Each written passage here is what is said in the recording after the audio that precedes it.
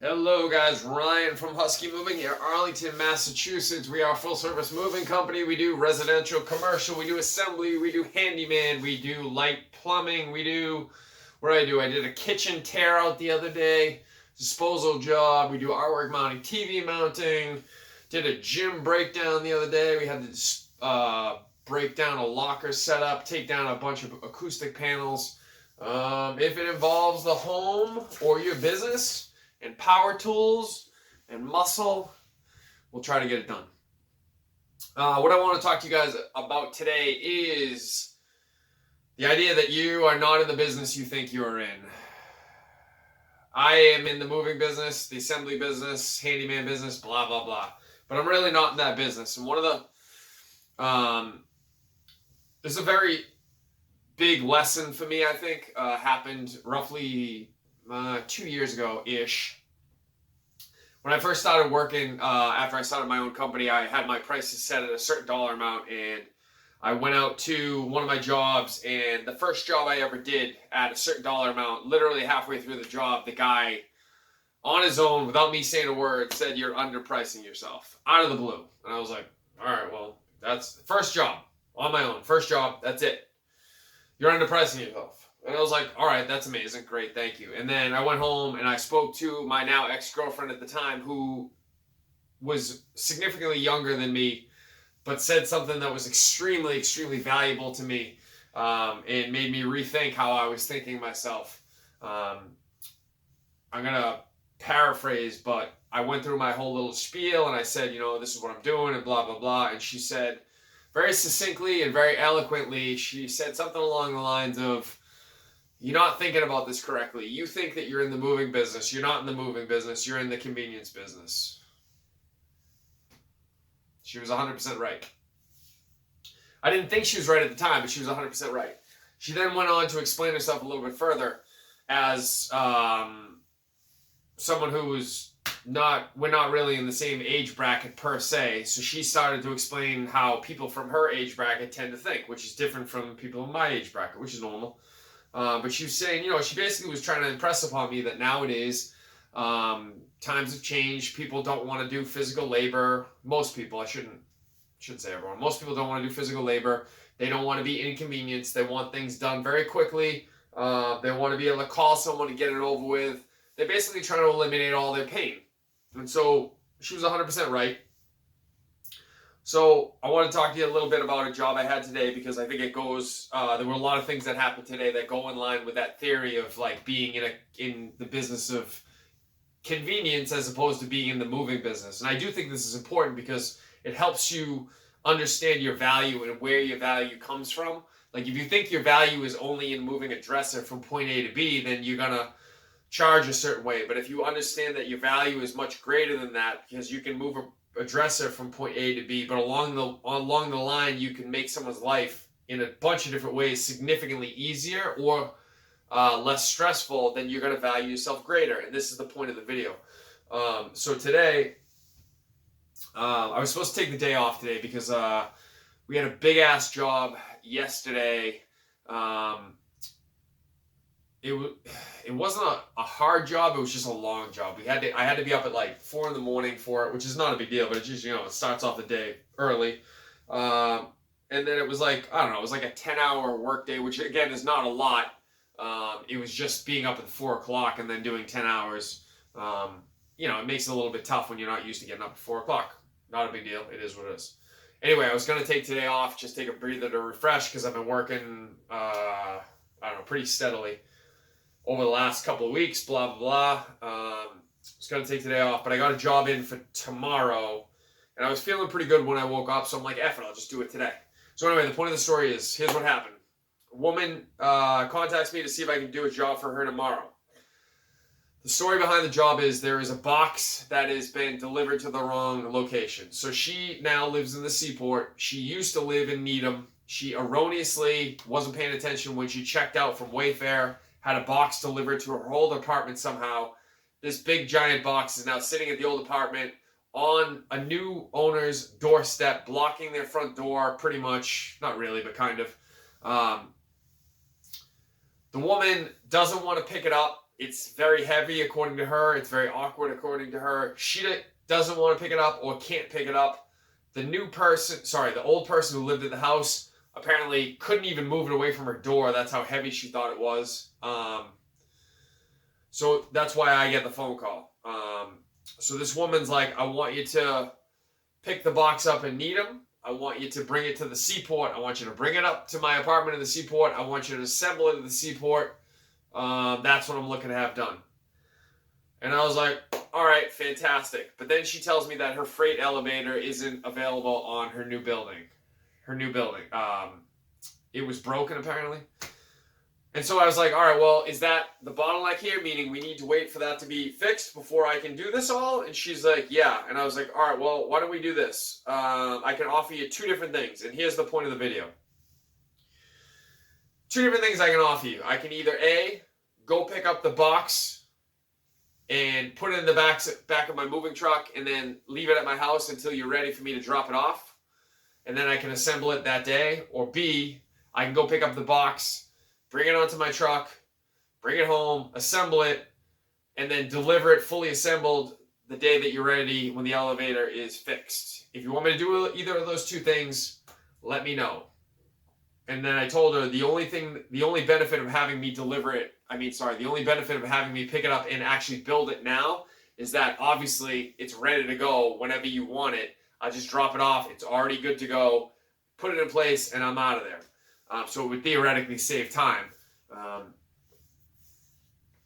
And anytime I'm just making a delivery as opposed to delivering and then assembling something, by default, it's the amount of times I can do it are much higher because it takes a much smaller window of time. And she was like, that's amazing. Let me figure out what's going on with the elevator and see if I can get a game plan together. And then I said, the other thing I could do is if this elevator happens to get fixed soon, I can certainly come today and do it today. We'll get it out of the way if you want me to. So again, I'm presenting options to this woman. How do you want to play it out? Here's how I can make your life easier. I can do A, B, or C. All 3 of them are going to make your life easier. All 3 of them are going to be better options than what you thought the option was when you first contacted me.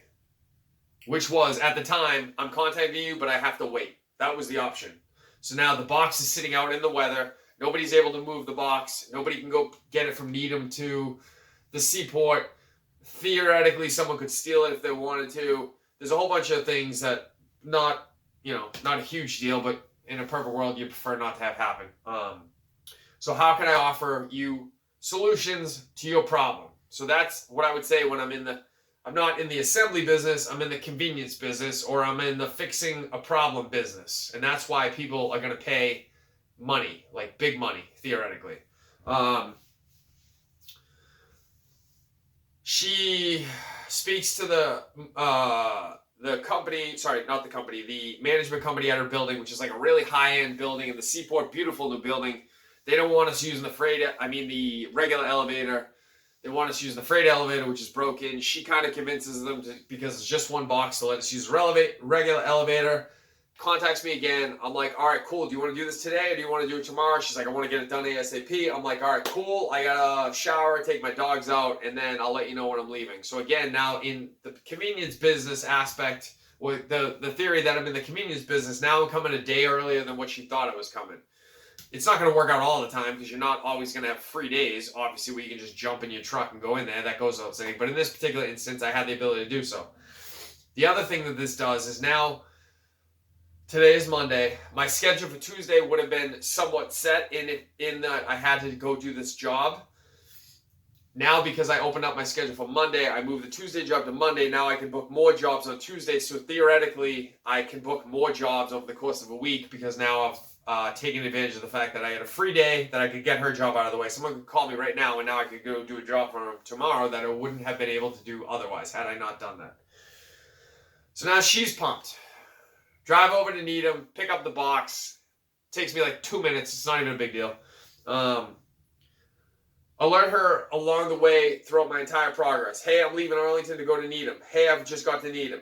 Hey, the box is in the truck. I'm now driving to the Seaport. Hey, I'm at the Seaport. I'm at the front desk. I should be up shortly. Get upstairs, introduce myself. She's fantastic. very nice woman, but has to be on a call. She was very clearly very wealthy based on 1,000 different things going on in her apartment, not the least of which is she had an absolute stunning apartment in the seaport overlooking the water on 2 different sides of her apartment. It was absolutely gorgeous. A lot of money in the furnishings of the apartment. She has to hop on a call in like a half an hour after I get there. So now the next step is, because she's going to get on a call, all the pertinent information I need to gather from this event needs to happen now before she gets on the call, so I'm not interrupting her important phone call. This is how she makes her bread and butter. This is how she can afford me. This is how she can afford her seaport apartment. So this is very important that she takes this call. It's very important that I have the information I need before she hops on the call. So I rifle through all of the questions I'm going to need, which are, where's a good place for me to assemble this so I'm not going to be bothering you so you can take your call? Where is it going eventually? Oh, it's going over here. What do you want it to line up with so I can get it perfectly in place for you? Are you going to be putting any electronics that I need to know about through this thing so I know how to place it? Where is your broom and dustpan so I can dust at the very end? Recycling and cardboard, where can I put that for you when I'm done with a job to make your life easier? So now everything that's going to happen from A to B has been answered, and I can now do, before I even unbox this box, I already have answers to every question that's going to come up. And then the last thing I said to her was, do me a favor when you get on your call, just periodically, if you can, check your phone. If I have any questions for you, I'll send them in a message so you don't get disturbed and you can look at your leisure, blah, blah, blah. She's like, this is great. Goes on her call. I start doing my business. Every once in a while, she comes in, checks, make sure I'm okay, blah, blah, blah. See if I have any questions, which I did not because I had already answered all the questions. Assemble the piece, put the piece in place, ask her if the electronics are going to work with the item that she had in place. She's like, well, in a perfect world, I would love that there was pre-drilled holes in the back, because I often run a cord through this piece. It was like a table that goes right in your entryway. So like you come in, you put your keys on it, maybe you put your like winter hat on there or something. She plugs her phone in there often. So what she wanted was a hole in the back so she could put a plug through the back so you couldn't see the plug. It would be contained within the table, which had doors on the front. The hole that was in the back was very, very small. It wasn't even close to being able to fit a power cord. So I said to her, hey, if that's something you want to do, I can offer you, I have my drill set with me. If you want me to, I can drill a big hole in the back. I'll try to drill it just big enough to allow a power cord to go through, and I can drill it in a manner so it's underneath the shelf so you won't even see the hole. You would have to get down literally on the floor to be able to see the hole. Is that something you want me to do? She's like, oh my God, that would be fantastic. Thank you so much. I love plugging my phone in there, so that would be a huge help. Drill the hole. It's not a big deal. What is a big deal is it gives me another 15 minutes of time that I wasn't going to get anyway. I was headed out the door when she said that. So now I get another 15 minutes of time, which doesn't seem like a big deal, but it's a significant amount of money if you take that idea that every day you're able to get an extra 15 minutes of time by just looking around and saying, hey, would you like me to do this for you as well? If you can get someone to buy into another 15 minutes of time over a year's time, that's a tremendous amount of money. That's a lot of money. So she has me do that. I do that. I get an extra 15 minutes of time. She goes back to her call. As I'm leaving, I literally just kind of wave to her. I don't even say anything. I just wave as I'm going because she was on the call still. Bring the cardboard and the recycling along with my tools downstairs. Talk to the front desk. Hey, where am I supposed to put the cardboard and recycling? Bring it over the cardboard and recycling place. Hey, am I supposed to separate the cardboard from the styrofoam when I do this? No. All right. Thank you so much for your help. You've been really helpful. I really appreciate all of it. And then I'm done with the task. All right. And now I've generated what I would consider to be a lot of money for what I would consider to be a very easy job, much of which was driving around from point A to point B and just coordinating these little basic shit. The assembly job itself took me, I don't even know what it was. Let's call it like 45 minutes of actual assemble and then another 15 minutes of maybe the drilling time-ish. 15 minutes of cleaning, which is just like sweeping the floor, which is nothing. And then the rest of it was all just driving around, which I'm getting paid for. So the point of this story is, I hope when you hear this story, you realize all the things that I tried to do that I didn't necessarily have to do, but that I tried to do to be this woman's best option. So hopefully when she came away from today, she's like, oh my God, this kid was so thorough from point A to point B. He did literally everything. I didn't have to do anything. All I did was book him. And from that point forward, I had to answer some questions, and that was it. He took care of everything else. I say this not to like brag or tell you that I'm amazing or anything like that. What I'm telling you is that you need to be that person too if you want to command a larger pay rate, right? So if you do this amount of stuff, you're going to get paid this amount of money. If you do this amount of stuff, you could theoretically be getting paid this amount of money. And that's the way you want to think about it. So sum it up. You're not in the moving business. You're not in the assembly business. You're not in the handyman business. You're in the fixing problems business. You're in the convenience business. You're in the person doesn't want to do shit but wants to pay you to do it for him business. Okay? And that's important because it's going to help you to value yourself differently than just as a mover or just as a handyman or just as an assembly guy or a disposal guy. You're not that guy. You are much greater than that guy. All right? So charge that way. All right, guys. If you found any value in this video, please like and subscribe as always. And if you want to get a hold of me, my contact information is on the back end of the video. Info@Husky Moving is the email address. HuskyMoving.com is the website. Thank you as always for listening.